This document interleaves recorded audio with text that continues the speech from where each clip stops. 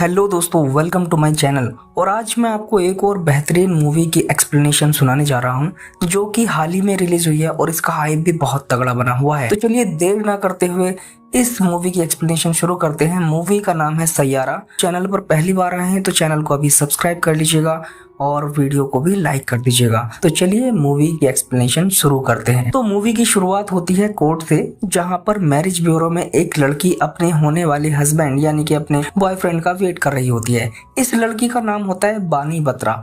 यहाँ हम देखते हैं कि उसका फोन बजता है और यह फोन उसके बॉयफ्रेंड का ही होता है, जिससे वह अगले ही कुछ टाइम में शादी करने वाली थी। इस लड़के का नाम होता है महेश अय्यर। वहाँ दोनों की फैमिली भी आ चुकी थी, लेकिन महेश शादी करने से मुकर जाता है और वानी बत्रा इस सदमे से बेहोश होकर गिर पड़ती है। सीन शिफ्ट होता है 6 महीने बाद, जहाँ पर हम देखते हैं कि वानी अभी भी हार्ट ब्रोकन उस सदमे से बाहर नहीं निकल पाई। और यहाँ पर उसकी माँ उसे समझाती है कि बेटा, घर के बाहर भी एक दुनिया है। हम किसी बेवकूफ की वजह से अपनी लाइफ स्पॉइल नहीं कर सकते। घर से बाहर निकलो और अपनी लाइफ एंजॉय करो, हम हैं तुम्हारे साथ। आगे हम देखते हैं वानी के फादर वानी को कार से ले जाते हुए दिखाए जाते हैं। यहाँ हमें यह भी पता चलता है कि वानी को चीजें भूलने की आदत है, लेकिन इसके बावजूद भी वह अपने एक्स बॉयफ्रेंड महेश अय्यर को नहीं भूल पा रही है। उनकी गाड़ी के पास से ही एक लड़का एक बाइक से गुजरता है, जिस पर वानी की नजर पड़ जाती है। आगे हम देखते हैं कि वानी बचलिस्ट नाम की एक एड कंपनी ऑफिस पहुंचती है। यहीं पर वह दोबारा बाइक वाले इस लड़के को देखती है।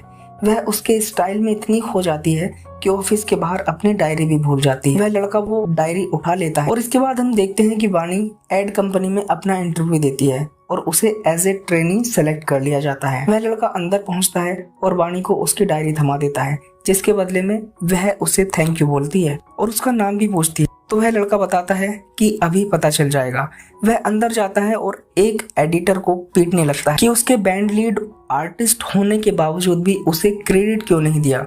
वह अपना नाम उसे क्रिश कपूर बताता है। नेपोटिज्म के चलते उसके एक दोस्त के फादर ने सिर्फ अपने बेटे का नाम हाईलाइट करने को बोला था। वह जाते जाते बानी को बताता है कि तुम अच्छा लिखती हो और उसके बाद पूरे ऑफिस में सन्नाटा छा जाता है। सीन आगे शिफ्ट होता है और इसके बाद हम देखते हैं कि क्रिश अपने बैंड मेंबर के साथ रोड पर झगड़ा करता है। उस एडिटर ने अपने इंस्टाग्राम हैंडल पर क्रिश के बैंड के सभी मेंबर्स के खिलाफ एक वीडियो वायरल कर दिया था कि उसे बेवजह पीटा गया। इस वजह से क्रिश के सभी फ्रेंड्स उसे छोड़कर चले जाते हैं। कुछ टाइम बाद ही एक जगह इनका शो था। हम देखते हैं कि क्रिश अकेले ही वो शो करने पहुंच जाता है और उसकी आवाज भी बेहद शानदार थी, जिस वजह से लोग उसे बरसात होने के बावजूद भी बहुत अप्रिशिएट करते हैं। शो खत्म होने के बाद हम क्रिस के दोस्त कीवी को देखते हैं, जो कि उसे समझाने आता है और थोड़ी बहुत नोकझोंक होने के बाद वह बताता है कि उसे एक अपॉर्चुनिटी मिली है। अगले सीन में हम देखते हैं कि एक सिंगर जिसका नाम प्रिंस होता है और उसके मैनेजर विनीत को। प्रिंस का मैनेजर विनीत क्रिस और कीवी को बोलता है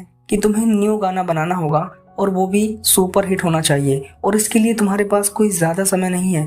3 दिन में यह गाना तुम्हें कंप्लीट करके देना होगा। अब मुसीबत यह थी कि लिरिक्स इतनी जल्दी कौन लिखेगा। वहाँ पर क्रिस को वानी दिखाई देती है और गार्ड उसे अंदर नहीं आने दे रहा था। इस गार्ड को बोलता है कि वानी उसके साथ है और उसे वह अंदर बुला लेता है। वानी प्रिंस के मैनेजर के पास पहुँचती है और उससे प्रिंस के इंटरव्यू के लिए टाइम मांगने लगती है, लेकिन विनीत साफ बोल देता है कि उनके पास अभी 2 महीने तक कोई भी डेट नहीं है, तो आप 2 महीने बाद आइएगा। क्रिस क्योंकि प्रिंस को एक हिट गाना देने का प्रॉमिस कर चुका था, तो वह तभी वानी की डायरी से एक गाने की लिरिक्स गुनगुनाने लगता है और गाना इतना खूबसूरत लिखा गया था कि प्रिंस और बाकी क्राउड वहां पर इकट्ठा हो जाते हैं। प्रिंस क्रिस से आगे की लिरिक्स पूछता है, जो कि उसे नहीं पता थे। क्रिस वानी के बारे में बताता है कि लिरिक्स वानी के हैं। आगे हम देखते हैं कि वानी और क्रिस स्टूडियो में दिखाए जाते हैं, लेकिन वानी इतनी ज्यादा नर्वस हो जाती है कि कुछ बोल ही नहीं पा रही थी। लिखना तो दूर की बात है। फिर क्रिस उस पर गुस्सा करने लगता है और उसे बताता है कि यह साउंड प्रूफ स्टूडियो है, जिसमें इतनी शांति होने के बावजूद भी तुम लिख नहीं पा रही हो। यहाँ पर रोज तमाम गाने रिकॉर्ड होते हैं। फ्रस्ट्रेट होकर वानी भी क्रिस पर भड़क जाती है और वो बोलती है कि यहाँ गाने रिकॉर्ड होते हैं, बनाए नहीं जाते। एक एवरग्रीन गाना बनाने के लिए मोटिवेशन, इंस्पिरेशन चाहिए होती है। फिर क्रिस उसे एक प्लेग्राउंड में ले जाता है, जहाँ पर वह क्रिकेट प्रैक्टिस करते हुए वानी को India Pakistan world cup match में विराट कोहली के पेशेंस लेवल और जीत की इंस्पिरेशनल स्टोरी सुनाता है। साथ ही वह अपने सपने भी वानी को बताता है। वहाँ पर मौजूद बच्चे क्रिस को सुनने लगते हैं और गाने पर तालियां बजाने लगते हैं। वानी भी मोटिवेट हो जाती है और एक खूबसूरत सा गाना लिखना शुरू कर देती है। आगे हमें दिखाया गया है कि वानी और क्रिस बाइक पर घर लौटते हैं। यहाँ से ही वानी क्रिस को पसंद करने लगती है। गाना कंप्लीट हो जाता है। प्रिंस और उसकी टीम को गाना भी पसंद आता है, लेकिन गाने में रैप ना होने की वजह से वह उन्हें जम नहीं रहा था। कुछ टाइम और देते हैं और इसमें रैप डालने के लिए बोलते हैं। वानी और क्रिस की नोकझोंक हो जाती है क्योंकि उन्होंने इस गाने पर बहुत टाइम इन्वेस्ट किया था। वहाँ पर पुलिस आ जाती है और क्रिस को पता लगता है कि उसके पापा ने चौथी बार दारू पीकर सड़क पर हंगामा किया है। अगली बार ऐसा ना करने की वार्निंग देकर पुलिस वहाँ से चली जाती है और उसके पास उसके पापा को छोड़ जाती है। यहाँ पर पता लगता है कि क्रिस की मॉम के मरने के बाद उसके पापा ने पूरी तरह से दारू में अपने आप को डुबो दिया था, जिसका असर ये हुआ कि क्रिस का पूरा बचपन ही बर्बाद हो गया। पुलिस वाला इंसिडेंट देखकर क्रिस अपने बाप के साथ बदसलूकी करने लगता है और उन्हें धक्का देकर सड़क पर गाड़ी के सामने फेंक देता है और पैसे तक उनके ऊपर फेंक कर मरने तक को बोल देता है। यह सीन मुझे पर्सनली तो बिल्कुल खराब लगा। खैर, वानी यह सब कुछ देख रही थी। क्रिस वहाँ से चला जाता है और हम देखते हैं कि क्रिस फिर से उसी प्लेग्राउंड में अपना फ्रस्ट्रेशन निकालने के लिए क्रिकेट खेल रहा है। वहाँ वानी आती है और उससे कहती है कि उसने रैप लिख दिया है। क्रिस एकदम इतना शांत था, वह उसे अपना पास्ट बताने लगती है। वजह से उसे डिप्रेशन तक झेलना पड़ा था। वह बताती है कि जब क्रिस उसे मिला तो वह नॉर्मल हो गई और लिखने लगी। आज जो कुछ भी वह है वह सब क्रिस की वजह से है और वह भी उसकी हेल्प करना चाहती है। क्रिस एकदम टूटा हुआ था। वह वानी को बोलता है कि हेल्प मी। आगे हम देखते हैं कि क्रिस के फादर एक दारू की दुकान में दारू पी रहे होते हैं। ओनर उनसे पैसों के लिए लड़ने लगता है। वह पैसे दे ही रहे थे कि वो उनका पर्स भी छीन लेता है। वह पर्स छीनने की वजह से उससे लड़ने लगते हैं। तभी वहाँ पर क्रिस और वानी पहुँच जाते हैं। अपने पापा को शांत करता है और ओनर से पर्स लेकर उन्हें दे देता है।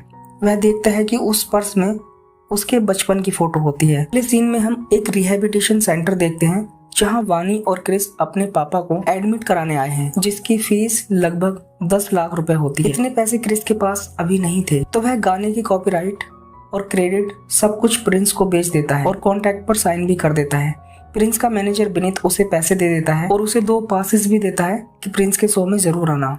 क्रिस वानी को घर छोड़ देता है और उसे बोलता है कि यह हमारी आखिरी मुलाकात है। हमने एक साथ गाना बनाया, तुम्हें प्रिंस का इंटरव्यू और जॉब मिल गई और उसे पैसे।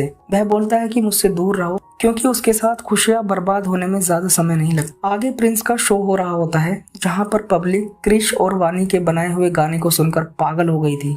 ग्राउंड के बीच में ही हम देखते हैं कि क्रिस वहां पर मायूस खड़ा होता है क्योंकि यह सब उसकी मेहनत थी। तभी पीछे से वानी की आवाज आती है, क्रिस। और यहाँ हम देखते हैं कि यहाँ दोनों की केमिस्ट्री और जबरदस्त हो जाती है और 2 टूटे हुए लोगों को प्यार हो जाता है। आगे वानी क्रिस को सजेस्ट करती है कि अपने फ्रेंड से मिलो और उनका ग्रुप भी क्रिस के साथ काम करने को राजी हो जाता है। वे दोनों घर लौटते हैं और इस बार वानी के पेरेंट्स घर के गेट पर ही उन दोनों को साथ में देख लेते हैं। वानी की माँ उसे घर के अंदर ले जाती है और वानी को उसका पास्ट बताते हुए पूछती है कि ये लड़का कौन है। ऐसे लड़के सिर्फ टाइम पास करके लड़कियों को छोड़ देते हैं। तब तक क्रिस ऊपर आ जाता है और उसके पापा को वानी का बैग देता है जो कि वह भूल चुकी थी। वानी अपनी माँ की वही सब पुरानी बातें सुनकर वहीं पर बेहोश हो जाती है और अब सीन शिफ्ट होता है हॉस्पिटल में, जहां पर वानी के कुछ चेकअप्स होते हैं।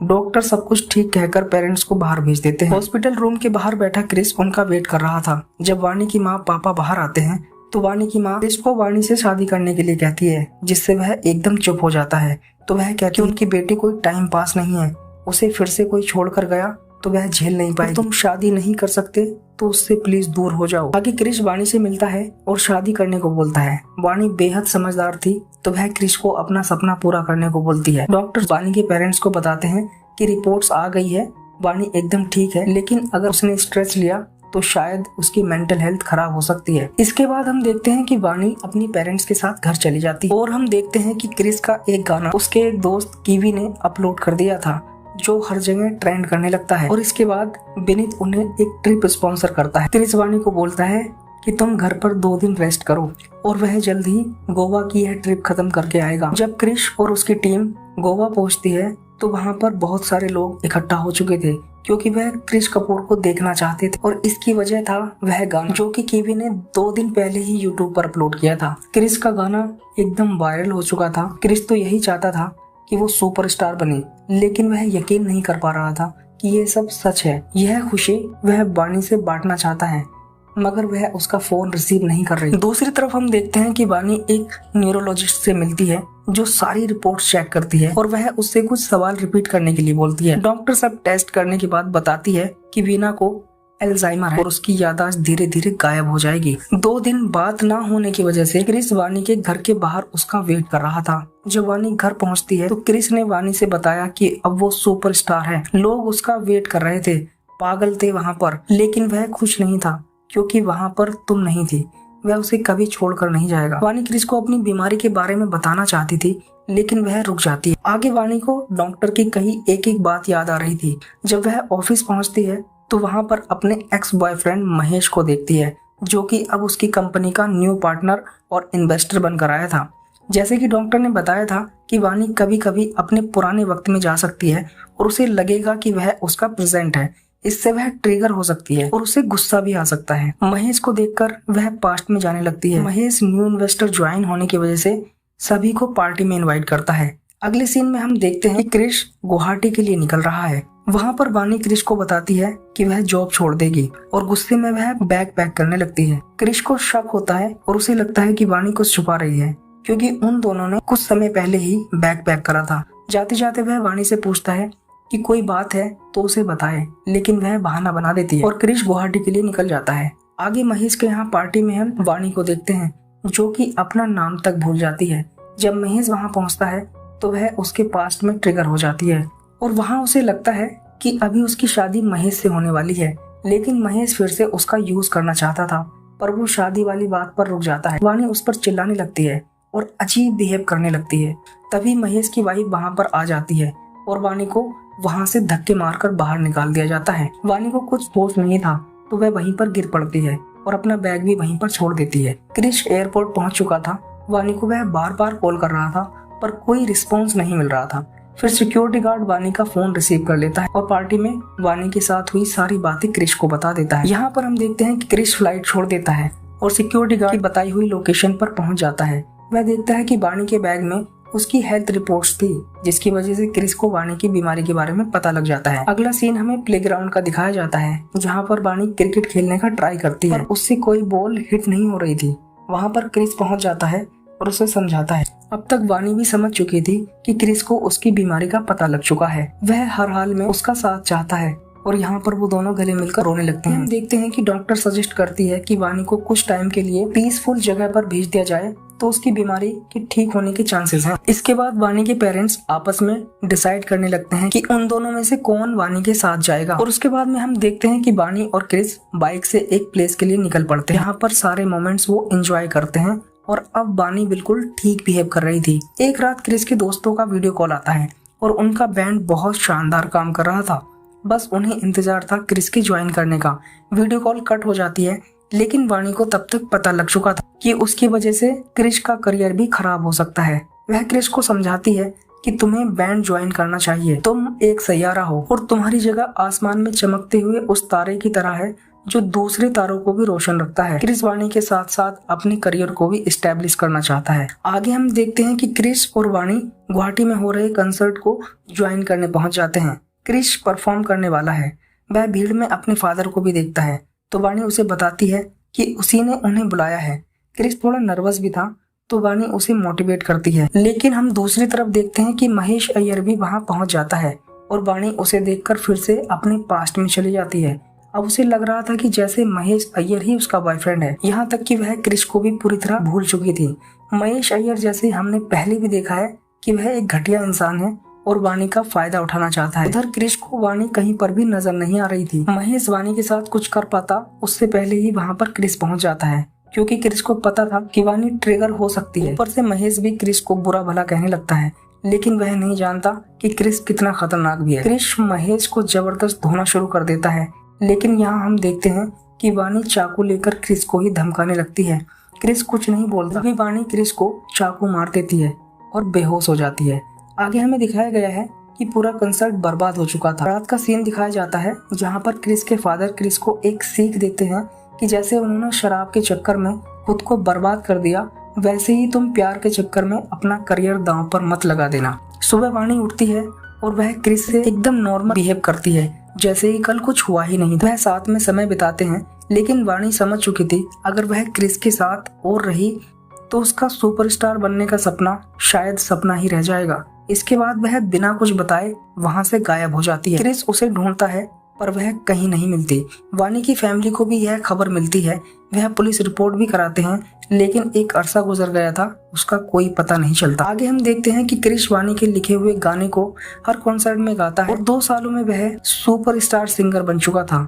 उसके गाने हर एक सोशल मीडिया पर ट्रेंड में रहते हैं। अब आगे हम देखते हैं कि क्रिस और उसकी टीम अब्रॉड में एक बड़ा शो करने वाली है। जहाँ पर शो होने वाला था वहाँ पर क्रिस और उसका दोस्त कीवी टेक्निकलिटी चेक कर रही हो, जहाँ पर क्रिस का दोस्त बताता है कि उसके लेटेस्ट सॉन्ग पर लाखों रील्स बन रहे हैं। यहाँ पर हम देखते हैं कि क्रिस का दोस्त कीवी स्क्रीन पर एक रील देखता है जो कि हिमाचल से पोस्ट हुई थी। उस रील में एक सिंगर क्रिस के ही गाने को गा रही और ऑडियंस में वानी की एक झलक दिख जाती है। क्रिस और उसका दोस्त वीडियो जूम कर कर देखते हैं तो पता लगता है कि वानी हिमाचल में ही है। क्रिस वहां से हिमाचल वानी को ढूंढने पहुंच जाता है तो पता लगता है कि वानी एक महिला आश्रम गृह में रह रही है।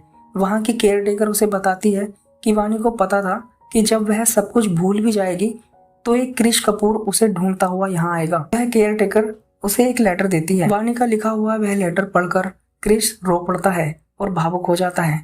वह देखता है कि वानी वाकई सब कुछ भूल चुकी है। अब क्रिश वानी को बर्फ से भरे मैदान में ले जाता है और वहां पर क्रिकेट खेलते हुए उसे वो सारी बातें याद दिलाता है जहां से उनकी लव स्टोरी शुरू हुई थी। और दोस्तों यह वाकई बहुत इमोशनल सीन होता है। बहुत कोशिशों के बाद वानी को सब कुछ याद आ जाता है और क्रिश वानी को लेकर उसकी फैमिली के पास लौट जाता है।